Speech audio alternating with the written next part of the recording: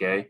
Our ghost pressure is our answer. It's our counter, okay? Why we like it, we feel like it protects us versus the big play action shots, okay? Protects us versus the RPO game, the glance game and that. We're in our base defense. Those safeties are going to be firing downhill. Now it gives us a chance to have those guys play pass first, okay? It lets us play with half field safeties, play some two-man and some cover two concepts, but still be able to go defend the run the way that we want it, okay? Big part of it is we want to force bad decisions from the quarterback, okay? Get him to throw us the ball or hold on to that ball longer than he wants to so we can get a hit on him, okay? And then it's good for just dissuading boot, all right? It's a good eliminator for the slip screen and the draw game as well, all right? And we'll cover, I'm going to kind of walk through how we do it, show some diagrams, and then we'll watch some film of it, okay? So how we do it, we're going to use a spy defensive end to play man-to-man on the running back. Okay, so we'll use one of our defensive ends. We'll become a man-to-man player on the running back. All right, in the back seven, that's going to allow us to send a blitzer and replace a blitzer. Whoever was going to be covering that line, the running back, is now free to go replace a blitzer so we can bring pressure. Okay, we like it because it allows us, when we're running our ghost pressure, we're going to end up only rushing 4, but we're sending a blitz. But we're not playing a 3 under 3 deep. We're not bringing a cover 0 to one side where there's check downs for the quarterback. We can run any of our base match quarters that we've got in the playbook. Okay, so here's a little video of it. This is a situation we're playing what we call cover 9. We consider it quarters, okay, but it's very close to being a true two-man situation where our apex players are going to end up playing man-to-man under number 2. All right, the corners are playing true man and our safeties are playing what we call a tight half. Right out here to the field, this is our 4-2-5 structure. That's our field side safety. Okay, he's going to blitz off the edge. We're going to use our field backer to replace the coverage. To the boundary here, this defensive end is going to drop out to play man-to-man on the running back so that field side linebacker can go replace our safety. Okay, so you see it here. Quarterback drops back. Nowhere to go with the ball because we're in our cover 9 coverage, which is pretty darn close to a two-man situation. Okay, we've got our spy defensive end who's man-to-man on the back. The back is blocking, so now he can go add into this thing and go help get after quarterback.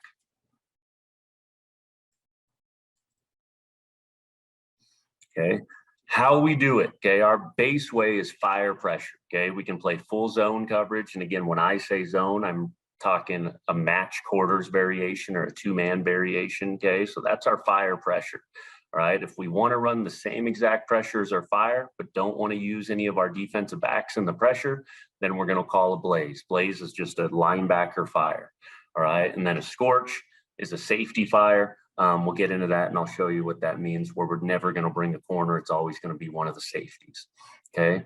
Where we send our pressures from, okay, just our directives. We're a field and boundary team, so the simplest way I can call a blitz is say I'm going to send it from the field. Everybody knows where that thing's going from, okay, or we could send it from the bench.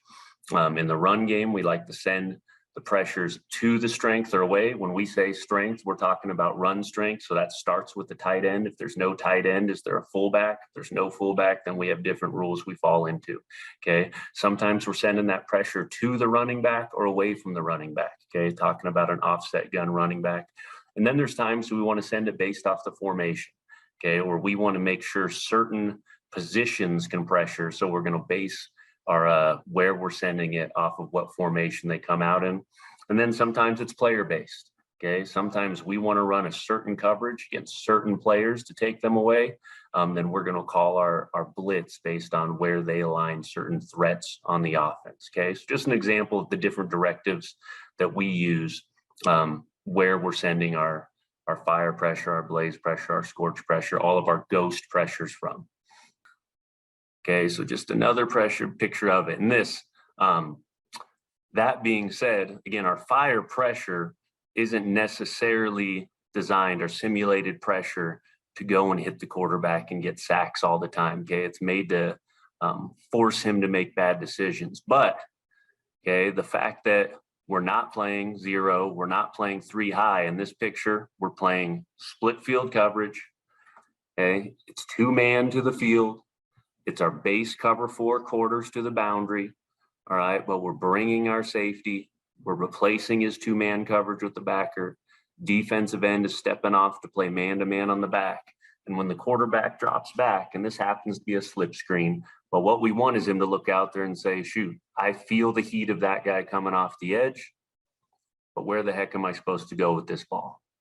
And then he's going to hold that thing, and we're going to get a sack because of it. Okay, again, it's not an aggressive deal. There's only 4 dudes rushing here. I'll show it from the boundary side or the end zone. Right there's our 4 rushers. Okay, my safety, my D end, a D tackle, my other D tackle. Okay, 4-man rush, and we're able to get home with it. Okay, so now let's install it. Okay, it's fire pressure. What is it? Widest available edge force pressure using a SPY D end. Okay, we use that SPY D end so we can send the pressure and still play any zone coverage that we want in the playbook. Okay, for us, and this is important, when we're sending a fire pressure, one of our ghost pressures, okay, we say we are playing the safe version of our coverage. Okay, and what we're saying is those back 7 guys, linebackers, defensive backs, who usually we're saying if we get low hands with that quarterback going to hand the ball off to the running back and our vertical threat is blocking, we are going. Now we're saying, hey, don't go till you know. Okay, we can be patient. We can play pass first.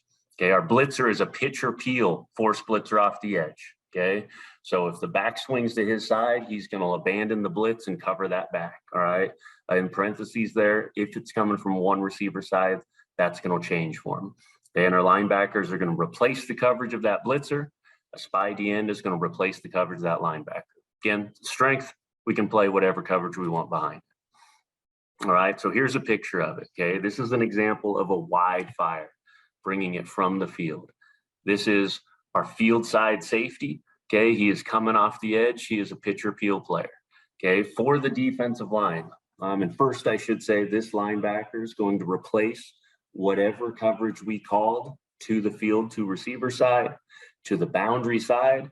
These guys are playing whatever coverage we called to play 3/2 on the 1 and 2 to the boundary. Okay, our boundary side defensive end then knows I'm going to step out, become a SPY man-to-man on the running back. Okay, for the defensive line. Okay, once we've installed this, they just know regardless of whatever we have lined you up in, whatever front we have called, the defensive end to the pressure is going to B gap. The defensive tackle to the pressure side needs to get to opposite A gap. The D tackle away from the pressure knows I'm becoming the C gap contained player. The defensive end away from the pressure knows I'm becoming the SPY man-to-man on the running back. Okay, so once that's been established, in this picture we happen to have it drawn out of what we'd call stack. Okay, having both D tackles head up on the guards. But once we've established that, we can run this out of any front we want. So first, this is just a few different examples of fire pressure, okay, being run out of different fronts. So this is a stack. Both D tackles are just head up. Right now in this picture, the fire pressure is coming from the right. So again, they just know, hey, D end to the right, you're going to B gap. Now this is a jet situation. He's bull rushing his way to B gap, but he should be the B gap player. D tackle to the pressure, you're working to the opposite A gap. D tackle away from the pressure, you're becoming the C gap contained rusher. And you can see number 88, our left D end, he is stepping out and becoming man-to-man on the running back. Okay, here now we're running it out of just a, what are we getting to? We're getting to a bear front for us, okay? Bear for us is it's really a fake bear front, but we're gonna stem to it. Okay, the fire's coming from the right side. Now we're aligned in 4-eye, 0-4-eye, and we're playing our boundary side D end as a wide force player, okay? But again, they just know the fire is coming from the left side. All right, so we're working, and this happens to be a fire burn where we're bringing that number 39 to the B gap, okay? Usually that would be this guy to the B gap, all right? In this picture, D tackle to the fire just knows I'm getting to opposite A. He knows I'm getting out for contain. He knows I'm stepping off to become a SPY. Okay, obviously a jet situation where we have zero threat of run using a 4-eye to step out as the SPY.